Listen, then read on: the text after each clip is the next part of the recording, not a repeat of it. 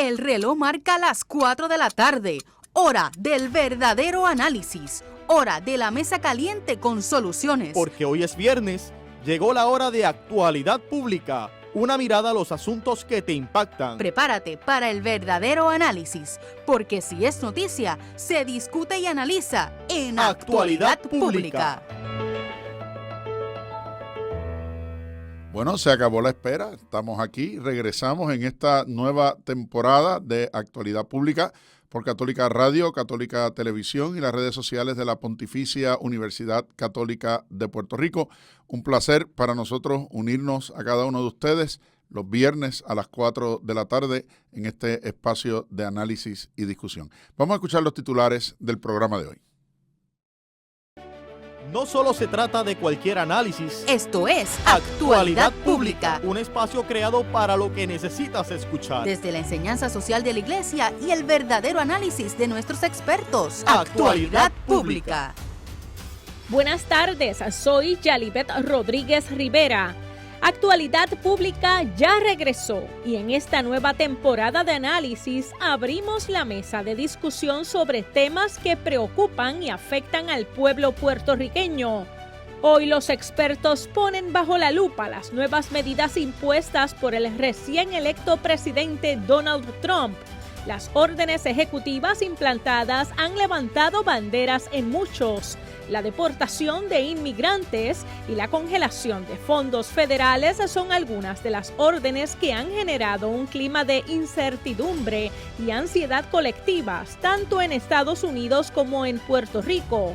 Asimismo, con el anuncio de tarifas impuestas a productos de Canadá, México y China, entre otros lugares. ¿Cuál será el impacto socioeconómico de las medidas de Trump para Puerto Rico? ¿Qué impacto tendrán estas y otras medidas en el futuro de la isla? ¿Qué nos espera?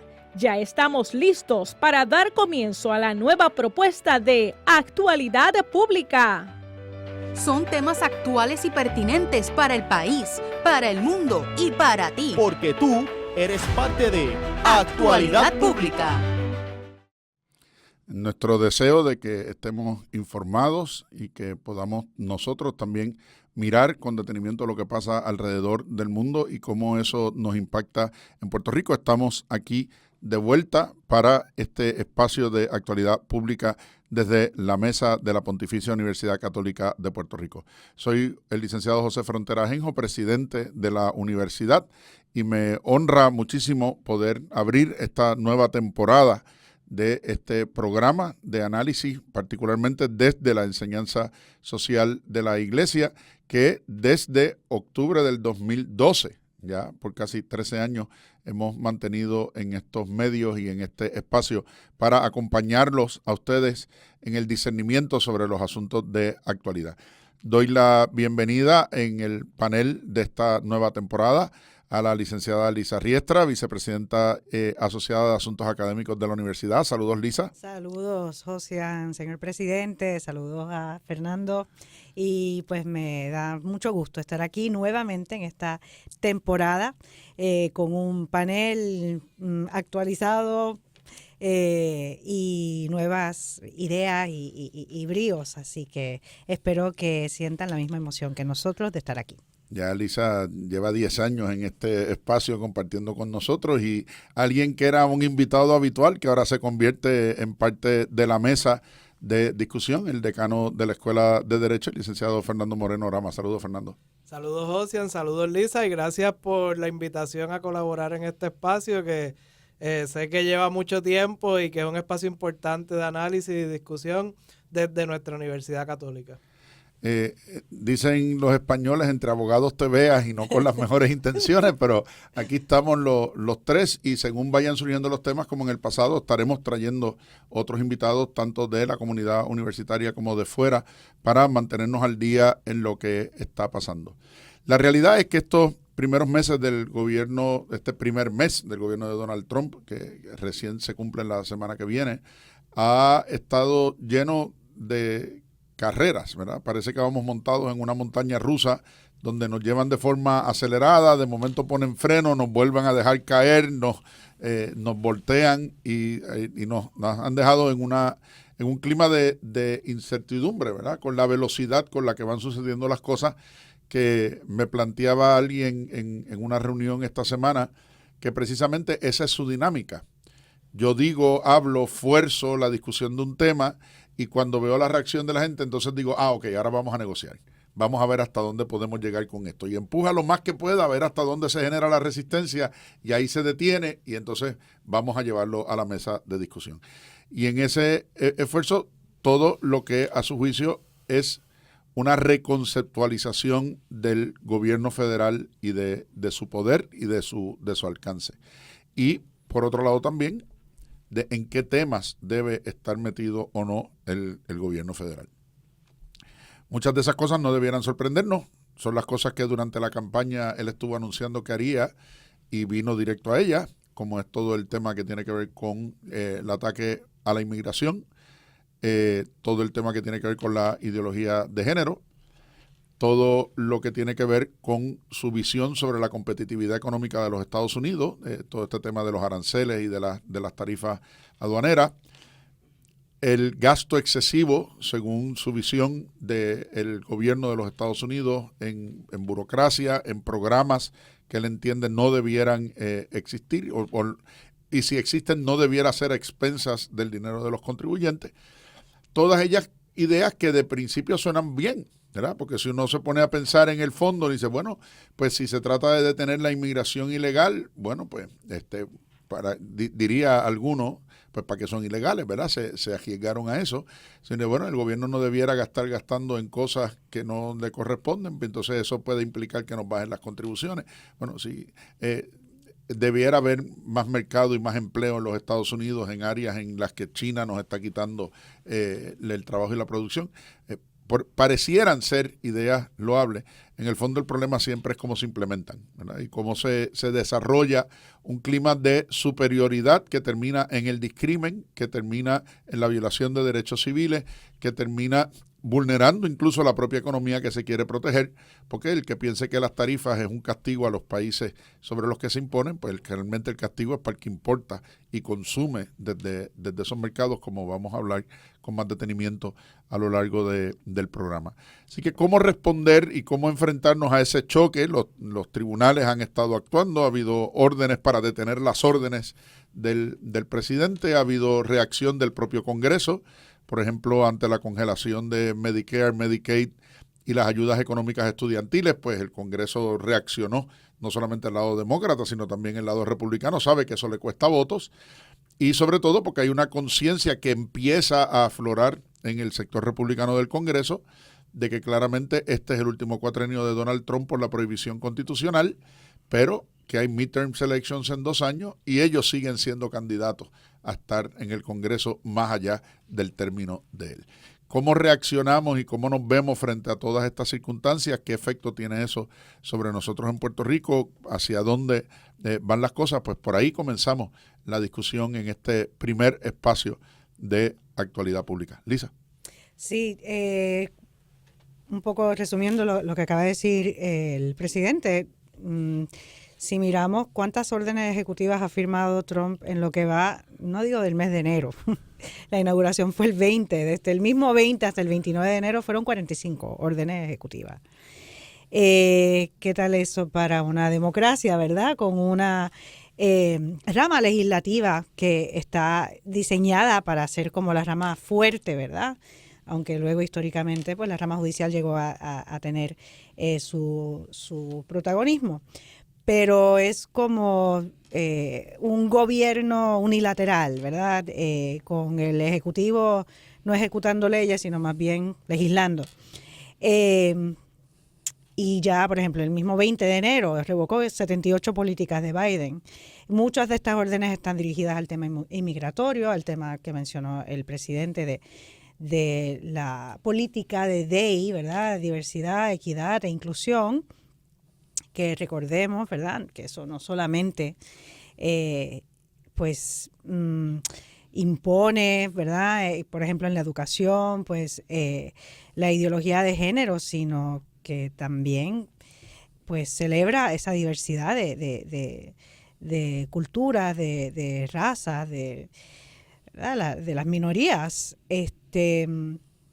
Está también incluida la veda, ¿verdad?, de TikTok de 75 días, que fue también parte de esa movida que hizo Trump, que de momento bloquearon el poder tener acceso a TikTok por un momento, y rápido pues calmó las masas para decir que se iba a poder seguir usando esa aplicación, ¿verdad?, que viene de China. Es, no sé, pienso yo, como una actuación, digo, no es la primera vez que Trump ha llegado a ser presidente, pero de nuevo, el prejuicio profesional de empresario no se lo quita a nadie, ¿verdad? O sea, es como gobernar, pero no con una mentalidad de político, sino con una mentalidad capitalista, ¿verdad? Un liberalismo económico pues muy marcado. Y pues la Casa Blanca anunció también el 1 de febrero un aumento en costo de aranceles de 25% a importaciones de México y Canadá y de un 10% a importaciones de China. En cuanto a los recursos energéticos, pues venidos de Canadá tendrían un aumento de 10% en aranceles. O sea, esto pues parece prepararnos para una guerra, ¿verdad?, de aranceles que de nuevo sí va a repercutir en un perjuicio para las empresas, ¿verdad?, que dependen, ¿verdad?, de esas importaciones de esos países, ¿verdad?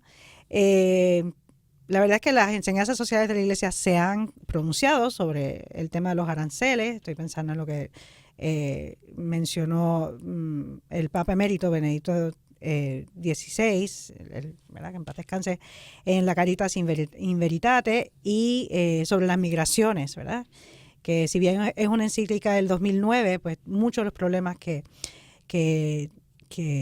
abarca en esa encíclica pues todavía las tenemos, ¿verdad? Y refuerza esa enseñanza social de la Iglesia del derecho que tenemos como un derecho humano básico, todos los seres humanos a emigrar de nuestro país si no tenemos esas condiciones, ¿verdad?, mínimas para sostener una familia. Lo mismo, los aranceles aduaneros altos impuestos por los países económicamente desarrollados, pues muchas veces son una forma de no permitir que los países no desarrollados, subdesarrollados, pues puedan echar hacia adelante, ¿verdad? Pues también Benedicto XVI deploraba esa actuación. Así que, no sé, vamos a ver muchos cambios, quizás es un déjà vu de lo que ya vimos en la última presidencia de Trump, pero bueno, vino como con una fuerza, ¿verdad?, quizás inesperada. Fernando. Sí, yo creo que tomando una palabra prestada de lo que mencionaba Josian ahorita, es la incertidumbre. El principal problema que estamos viviendo en estas semanas, porque son muchas órdenes, están redactadas con lagunas, con un lenguaje muy ambiguo, y entonces pues uno no sabe el alcance real de la intención de lo que se quiere hacer, de qué efectos van a tener inmediatos sobre la población. Y yo creo que ese acercamiento de Trump, pues lo primero que ha creado en el país, aquí en Puerto Rico, allá en los Estados Unidos, es incertidumbre. No solo entre las poblaciones que señala Lisa, a las minorías, que se ha buscado darle oportunidades mediante diversidad de programas en universidades, en centros de empleo, en el gobierno federal, programas de asistencia, sino también para la población en general, ¿verdad? Hay agencias de gobierno donde le ha llegado cartas a los empleados que ya esa agencia no va a funcionar más y que tienen 30 días para terminar sus labores y que se acabó, se quedaron sin empleo.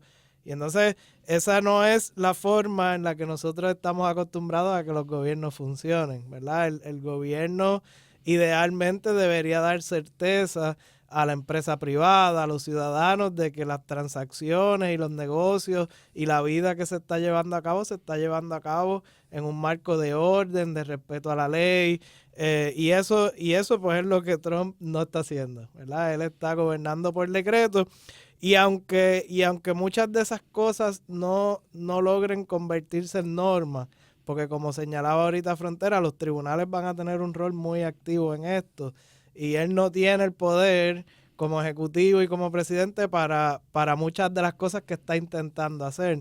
Pero en lo que el caso llega al tribunal, se ventila, se litiga el caso en el tribunal y el tribunal revierte o detiene lo que se está haciendo, pues compró tiempo y a lo mejor pasaron meses, pasaron años y ese primer efecto de la orden ejecutiva hizo el daño o causó consecuencias que va a tomar mucho tiempo desenvolver. Yo no lo hemos mencionado, pero todo el tema ambiental en un momento donde los gobiernos del mundo, la comunidad científica unánimemente está diciendo hay que tomar medidas y hay que tomar medidas urgentemente para detener el cambio climático, el calentamiento global, depender menos de los combustibles fósiles, y que él revierta todo eso negando toda la evidencia de que nosotros lo hemos visto. Bueno, en la última temporada de huracanes, en México, un huracán que era categoría 1 un día, el otro día era categoría 5 y devastó una buena parte de México. Así que los efectos están ahí, los efectos no los podemos negar, y es muy, muy preocupante que la política de este gobierno por los próximos 4 años por lo menos pues sea emitir más gases de invernadero, quemar más petróleo, explotar las reservas, incluso las que todavía no se han explotado. Así que en ese sentido, ¿verdad? Y son muchos temas, muchas preocupaciones, pero yo creo que esa de la cuestión ambiental tiene que estar en el centro de la discusión. Es interesante, Lisa traía a la mesa las expresiones de Benedicto XVI en Caritas in Veritate. Estamos en un año jubilar, donde precisamente en la carta de convocación del año jubilar el Papa habla de todos estos temas. Habla de migración, habla de perdonar la deuda externa, habla de darle un espacio de jubileo a la naturaleza y al medio ambiente con una ecología integral responsable. Habla de todo el tema migratorio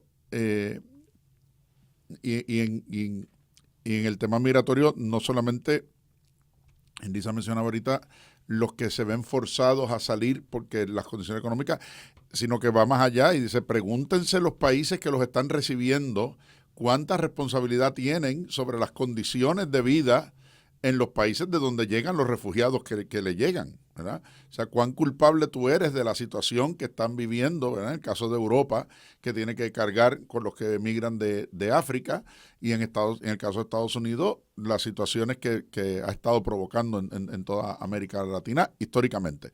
¿No? Así que hay un elemento de asumir responsabilidad. O sea, no es tan fácil como decir, entraste aquí ilegalmente, ahora yo te saco. Y no solamente eso, hablábamos del gobierno unilateral por decreto, que es lo que está haciendo, incluso en contra de principios constitucionales claramente establecidos. El presidente no tiene la autoridad de modificar la ciudadanía por nacimiento. La ciudadanía por nacimiento viene de una enmienda a la Constitución del rango más alto, y por supuesto él puede hacer un intento de hacer su propia interpretación de lo que dice la Constitución, pero esa interpretación tiene que ser consona con cómo se ha interpretado desde la Guerra Civil para acá esa sección 3 de la enmienda 14. O por el otro lado, no es tan fácil decirle a los empleados del gobierno, ustedes están despedidos a partir de aquí, porque esto no es el reality show de The Apprentice.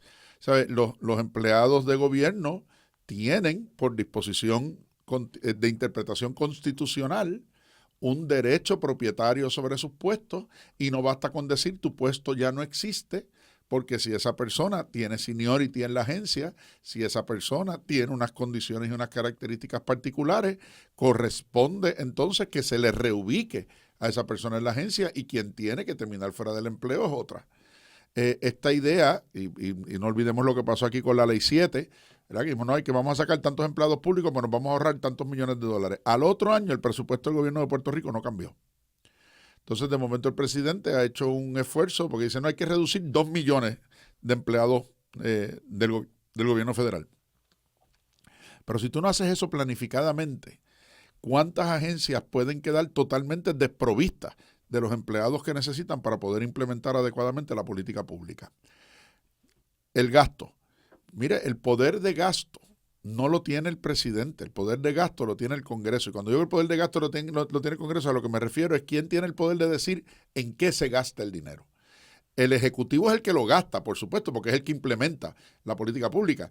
Pero una vez el gasto es por legislación, el Congreso dice, esta es la ley y esta es la ley que aplica, y este gasto es para esta asignación de ley, el presidente de los Estados Unidos no puede decir, no lo voy a gastar en eso, o lo voy a usar para otra cosa, porque esa es prerrogativa del propio Congreso. Incluso es interesante porque hay 2 de los jueces con los que aparentemente Trump cuenta en el Supremo para poder hacer este tipo de cosas, que uno de ellos siendo asesor de la Casa Blanca y el otro como juez de apelaciones, le dijo a presidentes anteriores, el juez Roberts, actual juez presidente, y el juez Kavanaugh, que no podían hacer precisamente eso. Una vez el Congreso aprobó gasto en una línea, tú tienes la obligación de gastar en esa línea, ¿verdad? Y si hay coherencia intelectual, pues no hay otra interpretación posible que ir en esa dirección. O sea que estamos ante ese tirijala de yo voy a ver hasta dónde puedo tirar con esto y luego me aguanto para recibir el golpe. Y me impongo por la fuerza. Miren lo que está pasando en el tema de relaciones exteriores, ¿verdad? Bueno, pues le voy a meter esta tarifa a Canadá. Y yendo sobre el tema de las tarifas. Miren, la tarifa es un impuesto a la importación. Es decir, que cuando esos productos entran al mercado de los Estados Unidos van a pagar una tarifa. Esa tarifa no la paga el que nos vende los productos. Esa tarifa la paga el que los compra. Es decir, quien los trae a Estados Unidos para que nosotros los podamos consumir. Así que se paga al final cada uno de nosotros. Entonces, ¿a dónde usted está poniendo tarifas? ¿De dónde viene casi toda la papa que se está consumiendo en Estados Unidos? Viene de Canadá. ¿De dónde vienen casi todos los huevos que se están consumiendo en Estados Unidos? Sobre todo después del cierre de tantas granjas por la gripe aviar durante el año pasado. Vienen de Canadá. Precisamente salió una noticia de que se robaron un camión con 100,000 huevos en la carretera, un valor de sobre $40,000 en Estados Unidos. Usted imagínese lo que estamos hablando. Entonces usted le quiere poner una tarifa a los productos que vienen de México, que entonces toda la fruta, los vegetales, y encima no tiene un mercado de reposición interno, que es a lo que usted está apostando, porque está expulsando a los que trabajan en los campos, y si no los ha expulsado, a los que están legales, les ha provocado miedo suficiente para que no salgan a trabajar y las cosechas se pierdan. Así que, ¿cómo usted compagina esa política pública con sus metas? Por el otro lado, esta idea de anexar a Groenlandia, que a nosotros nos parecería totalmente absurdo, pero ha llegado al punto de que la presión que ha impuesto sobre el gobierno danés ha llevado al gobierno danés a autorizarle ampliar bases militares en Groenlandia. O sea, a esta fuerza de amenaza y de juego, ¿hasta dónde logro que el otro ceda? Y lo último que dijo en estos días, que frente al conflicto de Israel, pues lo que debía hacer Estados Unidos es asumir el control de Gaza y ocuparse Estados Unidos de relocalizar a los palestinos. Pero ¿y quién dijo que el problema era ese? O en el caso de Ucrania, no, yo negocio el cese al fuego con los rusos, pero tú tienes que hacer elecciones y Zelensky no puede ser candidato. Pero ¿cómo es que vamos a defender la democracia de la invasión y del abuso del comunismo a cambio de nosotros mismos y ponerle condiciones a otro país de cómo llevar sus asuntos democráticos internos? O sea, es la paradoja de una idea de supremacismo que parecía que ya el mundo había tratado de dejar de lado después de la experiencia del fascismo europeo de Francia, Italia, Alemania y España, y que de momento lo volvemos a ver. Y lo impensable en los años 60 es que ese discurso sea el discurso dominante en los Estados Unidos de la clase política que gobierna desde la presidencia y desde la Casa Blanca. ¿Cómo eso nos afecta y cómo eso nos impacta? Bueno, pues de eso hablaremos cuando regresemos de la pausa. Esto es Actualidad Pública. La realidad que te afecta a ti y a los tuyos. Lo que acontece en el país y en el mundo están bajo la lupa de Actualidad Pública. Bien, estamos en Actualidad Pública. Regresamos hoy al aire por las ondas de Católica Radio, Católica Televisión y las redes sociales de la Pontificia Universidad Católica de Puerto Rico en este espacio de discusión y análisis desde la universidad, sostenidos por la enseñanza social de la Iglesia, analizando y mirando los acontecimientos importantes del país y del mundo y cómo nos afectan en este panel compuesto por este servidor, el licenciado José Frontera, presidente de la universidad, la licenciada Lisa Riestra, vicepresidenta asociada de Asuntos Académicos, y el licenciado Fernando Moreno Orama, decano de la Escuela de Derecho. Poníamos en perspectiva un poco en la primera parte todo lo que estaba pasando en los Estados Unidos con este tema de las órdenes ejecutivas y de la incertidumbre que provocan, pero no hay duda de que el impacto de eso lo sentimos nosotros y lo estamos sintiendo desde el primer momento. Algunos con vana ilusión, como dice la danza, pensaban que esas cosas no iban a pasar aquí y que estábamos lejos de esos eventos, pero no se nos olvide, Puerto Rico es parte de la frontera de los Estados Unidos, somos su única frontera caribeña, donde siempre hemos tenido asuntos importantes con el tema migratorio y donde dependemos en una medida significativa de programas federales, muchos de ellos por la vía legislativa de excepción en función de lo que el Congreso quiera hacer con nosotros, y que son las áreas, algunas de ellas, que más están siendo atacadas por toda esta vorágine de órdenes ejecutivas del presidente, FEMA, salud, educación, asistencia alimentaria, entre muchísimas otras cosas. Lisa. Sí,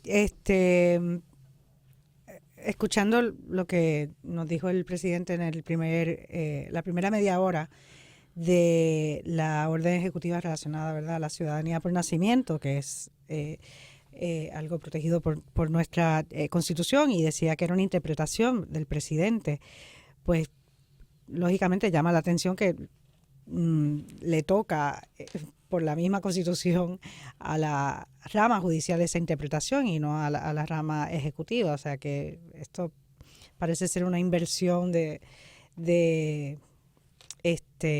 funciones, ¿verdad?, que no creo que vaya a proceder ni llegar a ningún lado.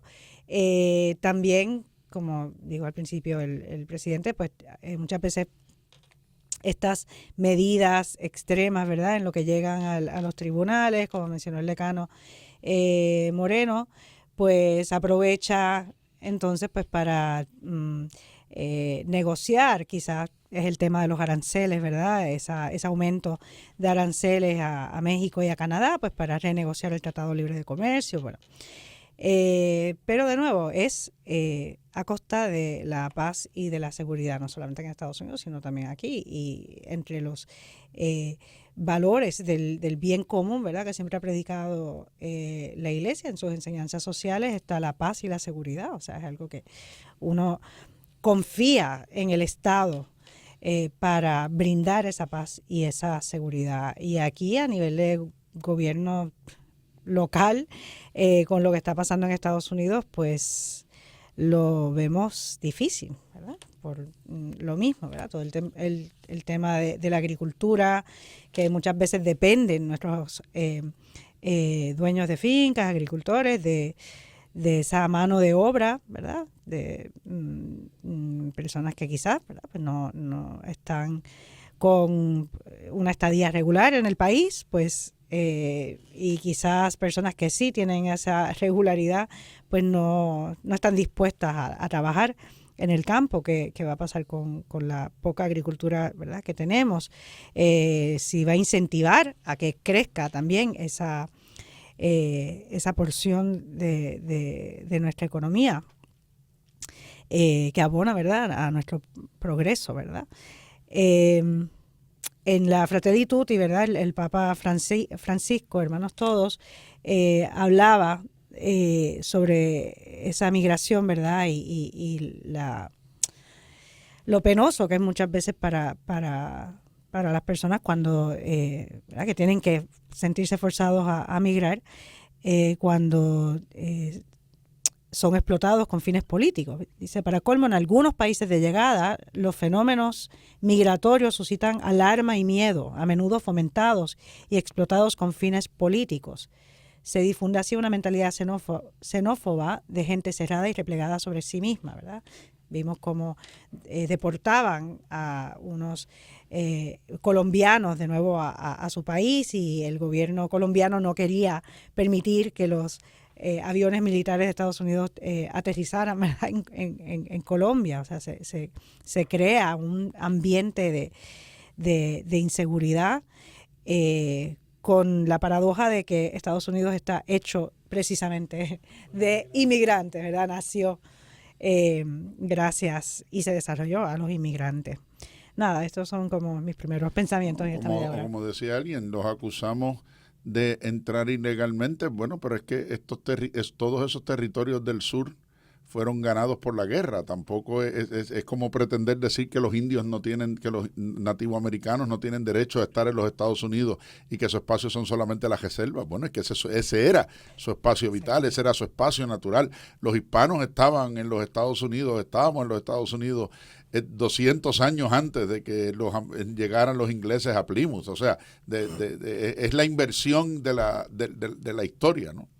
No, claro, y las medidas que están tomando, y yo creo que más que las medidas es la forma, porque hay personas que dicen la ley migratoria es la misma, Trump no la ha cambiado, es la misma ley de cuando estaba Biden, de la primera administración de Trump, de los 8 años del presidente Obama, y de hecho dicen, no, Obama deportó mucha más gente. Bueno, tal vez es cierto, pero yo creo que lo que ha causado tanto revuelo es la forma en la que esta administración está atacando el tema de la migración. Primero, se fundamenta sobre un discurso y una ideología de odio.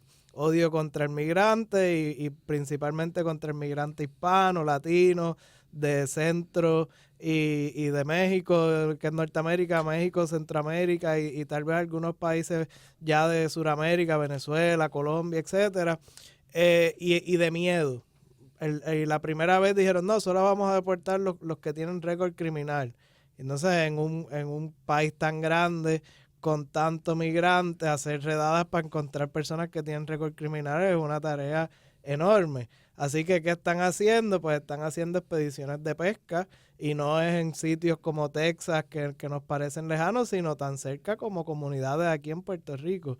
Y hay agentes federales sin órdenes tocando puertas en Santurce y en otras comunidades donde hay poblaciones de hermanos dominicanos, solamente, ¿verdad? Y yo creo que un poco con la intención de crear miedo y desasosiego entre esas personas que, como mencionaban ahorita, pues no están yendo a sus trabajos, los niños no están yendo a sus escuelas, y hay un sector de la población productivo y muy importante que de momento no puede participar de la vida común, cotidiana.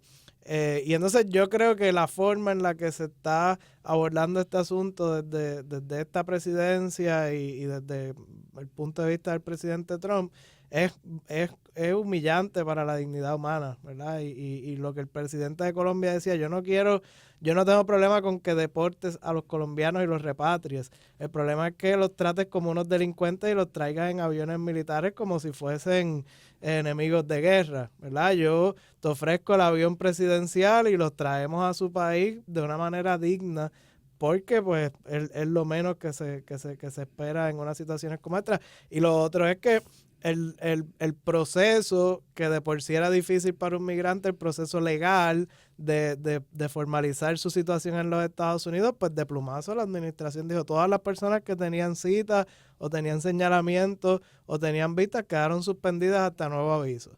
Y entonces pues una persona que está tratando, haciendo sus esfuerzos de cumplir con la ley, de formalizar su estancia en los Estados Unidos o Puerto Rico o cualquiera de sus territorios, pues lo dejaste sin esa opción. Y entonces pues cae en la trampa, la trampa lingüística, es decir, pues como violaste la ley migratoria, eres un criminal y caes dentro de los criminales que yo voy a deportar. Y eso no es verdad. Hay muchas leyes y violar una ley no hace a uno un delincuente ni un criminal, ¿verdad? Porque si no, cualquiera que se pase del límite de velocidad en la autopista, pues violó la ley y por tanto es un crimen. Eso no es una secuencia lógica válida y se está usando de esa manera el tema legalista para ponerle a esas personas una carga que no les corresponde. Y con el mismo tema que mencionaba Lisa hace un momento del Tratado de Libre Comercio, Y yo oí a Trump estos días decir que tenemos el peor tratado comercial posible con Canadá y con México. Pero es que lo firmó él, porque el NAFTA de Clinton de los 90 en el 2018 fue dejado sin efecto por un nuevo tratado comercial que quien lo firmó fue Donald Trump. O sea que cuando dice esta situación no es razonable y estamos en una situación de desventaja y esto es lo peor que se ha podido negociar a favor de los Estados Unidos. Habla contra sus propios actos. ¿De quién estamos hablando? Pues estamos hablando de sí mismo. O sea, y volvemos a las formas, ¿no? O sea, y al discurso, y a un discurso que sobre todo es peligroso porque alimenta el odio, alimenta la división social, y cuando tú llegas al punto de decirle a la gente, yo te voy a pagar si tú identificas a tu vecino, o yo te voy a pagar si tú reportas al que trabaja contigo. Y una iglesia no cuenta como refugio. Y una iglesia deja de ser refugio, que por cierto es una violación del derecho internacional vigente al momento de los Estados Unidos haber sido constituido como Estado, lo que quiere decir que es parte del derecho constitutivo de los Estados Unidos, según la propia jurisprudencia del Tribunal Supremo de los Estados Unidos.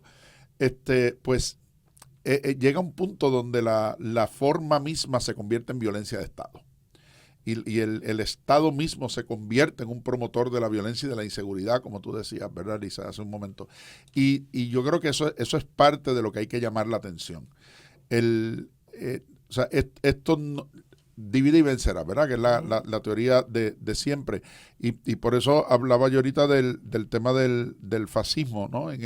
Porque esa era la idea. Yo voy a atacar a los extranjeros. O sea, tengo que identificar un culpable de por qué tú estás mal. Entonces, tú estás mal por culpa de los extranjeros. Y eso para empezar. Vamos a empezar por ahí. Tú estás mal por culpa de los extranjeros. Tú estás mal por culpa del inmigrante. Tú estás mal por culpa de estos países pero ¿quién ha decidido venderle y comprarle a esos países? O sea, no es cada uno de nosotros como individuos. Las cadenas de distribución nosotros no las controlamos. Entonces, el próximo enemigo es la intelectualidad. O sea, cómo llegaron a Puerto Rico todos los grandes pensadores españoles que vinieron durante el exilio. Pues vinieron porque el gobierno los obligó a exiliarse. Cómo llega Einstein y todos los demás pensadores europeos a los Estados Unidos y a América. Pues llegan porque sus gobiernos los mandan a exiliarse. O sea, tú dejas de creer en el pensamiento, dejas de creer en el intelecto, dejas de creer en la educación y vas y la atacas. Y lo otro, entonces empiezas a segregar la gente. Y entonces hay que andar con una marca. Entonces, ¿de cuándo acá se convirtió en delito hablar español? O sea, las familias puertorriqueñas que las están deteniendo, la policía está llegando a sus casas por el mero hecho de que un vecino los acusó de que estaban hablando en español. ¿Eso de qué crimen es sospecha razonable para que un oficial de orden público sin una orden judicial pueda intervenir? ¿Desde cuándo dejó de ser el requisito de una orden judicial firmada por un juez requisito indispensable para arrestar a una persona? Y no pueden decir, es que son ilegales, no son ciudadanos, no tienen derechos? No, porque eso es un derecho que está cobijado por el due process de la enmienda 14, que no habla de ciudadanos, habla de personas. Y que ha dicho el Tribunal Supremo que protege a todo el mundo que esté sujeto al control de la bandera americana, al punto de que los dos últimos casos donde lo dijo precisamente en función de Guantánamo, a donde el presidente ha mandado a preparar 60,000 camas para que aquellos deportables que sus países no los reciban, mandarlos allí, como si mandarlos allí implicara, bueno, pues que el campo de concentración. O sea, hacia dónde nos vamos moviendo. Entonces todo es fake news. Hay que atacar a los medios, hay que atacar a los intelectuales, hay que atacar al pensamiento crítico, hay que silenciar al Congreso. Ponen a los vecinos a velarse los unos a los otros y rompe la fibra social. Si uno tiene que cuidarse la espalda de su propio vecino, no hay comunidad.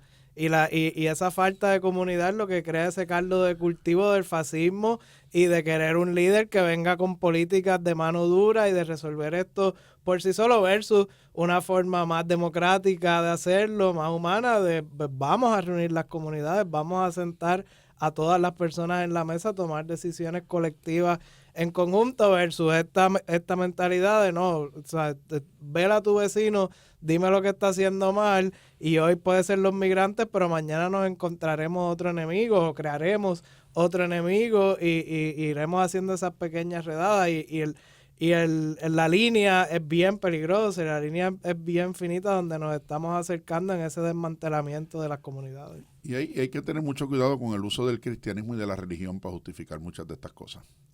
Porque es al final la creación de una religión de Estado. En un Estado que por su propia constitución tiene que ser aconfesional y que no puede establecer una religión ni un modelo religioso como norma de Estado, según la primera enmienda de la Constitución, de momento andamos con un cristianismo nacionalista. Señores, perdónenme de nuevo volver al paralelismo, pero eso fue exactamente lo que hizo Hitler. Y los primeros enemigos de ese Estado no fueron solamente los judíos, fueron los católicos por enfrentarlo y defenderlo. O sea, los primeros que marcharon al campo de concentración con los judíos fueron los católicos. Y ahí en eso que trae, primero las iglesias son nuestras comunidades naturales. Yo creo que ahora mismo en Puerto Rico de las comunidades más fuertes que uno encuentra son las comunidades religiosas, las personas que van a sus iglesias, a sus parroquias. Y segundo, que hay un chantaje de que si tú eres cristiano, tú tienes que obligatoriamente creer estos principios o adoptar estos preceptos políticos, porque si no, no eres un buen cristiano. Y a eso yo creo que es muy peligroso, porque de nuevo aleja a uno del pensamiento crítico y de otras experiencias que son de la fe y del acercamiento que uno tenga con la fe y con la religión que uno profesa. Yo prefiero quedarme en las bienaventuranzas y en el capítulo 25 de Mateo, ¿verdad?, que andar caminando por esos pasillos peligrosos del nacionalismo religioso. Es polarizar también a la nación americana, ¿verdad? Y a los territorios como nosotros. Que eso, pues también un gran aliado de esa polarización, pues es el Internet, todos estos algoritmos de las redes sociales, que bueno, que mientras vayas, no sé, buscando los temas que son afines o que te interesan, también en el lado político, pues los algoritmos llevan a que veas solamente opiniones de personas que piensan como tú y el que tiene quizás otra forma de pensar en el plano político, pues a su vez recibe solamente noticias de esa forma de pensar, y entonces se crean como dos mundos distintos sin tener un centro, ¿verdad?, en la política, ¿verdad? Así como en otros países hay centro-izquierda, centro-derecha. Aquí esto es, o sea, pues no sé, una derecha que está cada vez llegando a ser una más extrema derecha y una izquierda, ¿verdad? Pero el centro como que no se ve esa búsqueda de consenso entre, no sé, entre esos dos partidos, ¿verdad? Porque sí, es un sistema bipartidista el que tiene Estados Unidos, no da espacio para que puedan desarrollarse otros partidos, quizás con un pensar más de centro.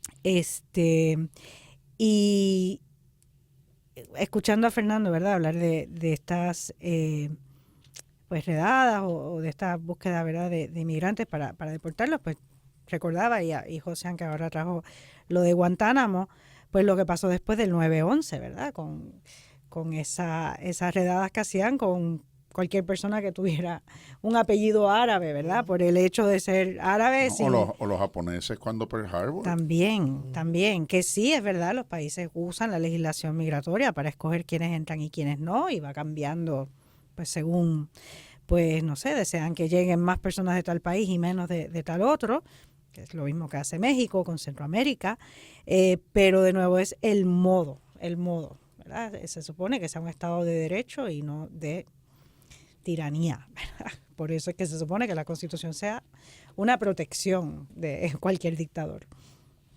Y el problema, de nuevo, es quién lo enfrenta. Porque se dispersa la oposición a todas estas medidas de tal manera en los tribunales. O sea, el tema de la constitucionalidad, ¿no?, que hablábamos ahorita. O sea, de momento tienes a 18 secretarios de justicia de los estados demandando al gobierno federal en el tribunal y a 3 entidades, y de momento tienes otros 15 por acá en otro pleito. Entonces, o sea, genera una dispersión tal de la discusión que entonces llega un punto donde la gente dice, espérate, ¿qué voy a atacar ahora? O sea, ¿por dónde voy ahora? Porque es agotar, ¿no? Son muchos frentes. Son muchos frentes abiertos simultáneamente. Y eso lleva al agotamiento del otro, porque no todo el mundo tiene todo el poder y la fuerza y el dinero del Estado para moverse en esa dirección y poder llevar los casos. Y en una situación que no es como en el sistema nuestro, le explicaba yo a mis estudiantes en estos días, que en el sistema nuestro, cuando se dan casos de esta naturaleza, el Tribunal Supremo puede intervenir en cualquier momento. Pero en función del esquema constitucional de los Estados Unidos, el Tribunal Supremo de los Estados Unidos solamente puede intervenir en apelación, lo que quiere decir que necesita una sentencia final de algún juez de instancia para que el caso pueda llegar y se puedan consolidar varios casos. O sea, que la velocidad en la que estos asuntos puedan llegar hasta el Tribunal Supremo de los Estados Unidos no es la que uno esperaría, y por eso es que muchos de los jueces federales, cuando se han enfrentado a estos asuntos, dicen, pues espérate, le meto una orden y lo detengo y lo paro yo.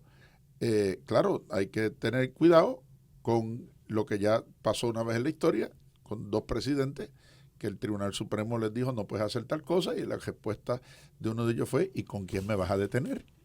¿Verdad? Y allá fue Andrew Jackson y hizo barbaridades con los nativos, ¿no? O sea, hasta dónde, si yo estoy dispuesto a cargarme todas las instituciones, estoy dispuesto incluso a hacerle caso a lo que diga o deje de decir el Tribunal Supremo de los Estados Unidos. Decano, no sé si estoy diciendo más. Nosotros como abogados, pues nuestra herramienta es ver todos los problemas, yo creo, desde una perspectiva jurídica. Pero también ese puede ser el problema en este caso, porque estamos convirtiendo problemas políticos en problemas jurídicos. Y entonces decisiones que deberían ser políticas y colectivas las estamos poniendo en manos de una persona que tiene una toga y que le toca resolver un caso, y caen dentro de un sistema que le quita agencia al pueblo, que le quita agencia, uno pensaría, a los congresistas del mismo partido del presidente, del partido de oposición, que le quita agencia a las fuerzas políticas en general de los Estados Unidos, porque entonces cae en un proceso con unas reglas muy definidas, con unas reglas muy estrictas, donde no todo el mundo tiene acceso, tiene participación, tiene los recursos, como mencionaba hace un minuto atrás. Por personas no electas, ¿verdad? Y por que personas no representan que no son electas, exacto. Y que bueno, yo creo que esta es la gran prueba de la fortaleza y de la independencia judicial del sistema americano. Porque aquí se va a probar si de verdad la gente puede confiar en ese sistema judicial una vez llevamos esas controversias al sistema judicial, o si una vez el Tribunal Supremo empieza a resolver casos, se convierte en un sello de goma del presidente de los Estados Unidos, en cuyo caso, valga la redundancia, pues será una tragedia de grandes proporciones, porque es el último, los tribunales suelen ser el último recurso, y perder al tribunal de última instancia y que ceda sus poderes y a la vez ceda los poderes del Congreso indirectamente ante una figura de un presidente, pues es desmontar completamente todos los principios de la Constitución americana y de separación de poderes que fundaron ese país, lo hicieron una democracia excepcional en el mundo por más de 200 años. Sí, se pierde ese balance y el checks and balances. Y sobre todo, de nuevo, la de redibujar esa relación entre el gobierno federal y los estados, que yo creo que es parte también de lo que se busca, ¿no? Y en eso pues obviamente el impacto de todo lo que ocurrió después de la Gran Depresión y del crecimiento del gobierno federal, pues obviamente el gobierno federal se convirtió en un monstruo por muchísimas razones, y la burocracia que no contribuye, y de eso lo hemos hablado montones de veces, FEMA, por dar un ejemplo, ¿no? Pero que no necesariamente la solución es sácalo todo, elimínalo todo, porque pierdes conocimiento, pierdes expertise, pierdes mecanismos de distribución y de respuesta que ahora mismo no dependen de que un estado tenga o no tenga los recursos, sino que el gobierno federal sirve de un igualador a las diferencias que existen entre los propios estados, y por otro lado a la uniformidad que se requiere a nivel nacional en algunos supuestos. como por ejemplo si eliminas el Departamento de Educación Federal, ¿qué haces con las acreditaciones y la reciprocidad de los grados académicos de un estado a otro? Que es un problema serio y que a nosotros nos toca y nos afecta directamente. O sea que no basta, ¿verdad? Como dice Fernando, esto pues se resuelve en el tribunal, sí, porque el tribunal lo que va a decir es puedes o no puedes. Pero una vez dice no puede, no da una alternativa. La alternativa tiene que surgir del propio proceso político y la conversación y la relación con el Congreso va a ser fundamental en ese esfuerzo. Y de nuevo, un Congreso que en 2 años cambia por el fenómeno del midterm election, que cambia una tercera parte del Senado o tiene la posibilidad de cambiar una tercera parte del Senado y tiene la posibilidad de cambiar toda la composición de la Cámara de Representantes. Así que son tiempos de los que habrá mucho que decir y mucho que discutir, y para eso estaremos aquí nosotros los viernes, semana tras semana. Así que le agradecemos a todos que se hayan vuelto a sintonizar con nosotros, que demos comienzo a esta temporada. Aprovechamos desde aquí para enviar una felicitación a Padre Obispo Rubén, que esta semana cumplió años, pero además de haber cumplido años, también celebra su 50 aniversario de ordenación sacerdotal y su aniversario como obispo. Así que a él nuestra felicitación, nuestros mejores deseos y nuestras oraciones. Y a cada uno de ustedes la invitación para que nos volvamos a encontrar aquí el viernes próximo en la mesa de discusión de Actualidad Pública. Hasta entonces. ¿Te afecta, te inquieta o te genera dudas? Queremos conocer tus ideas y comentarios y hacerte parte de nuestra mesa de discusión. Escríbenos a actualidadpublica@pucpr.edu. Esto es Actualidad Pública, una producción de la Pontificia Universidad Católica de Puerto Rico.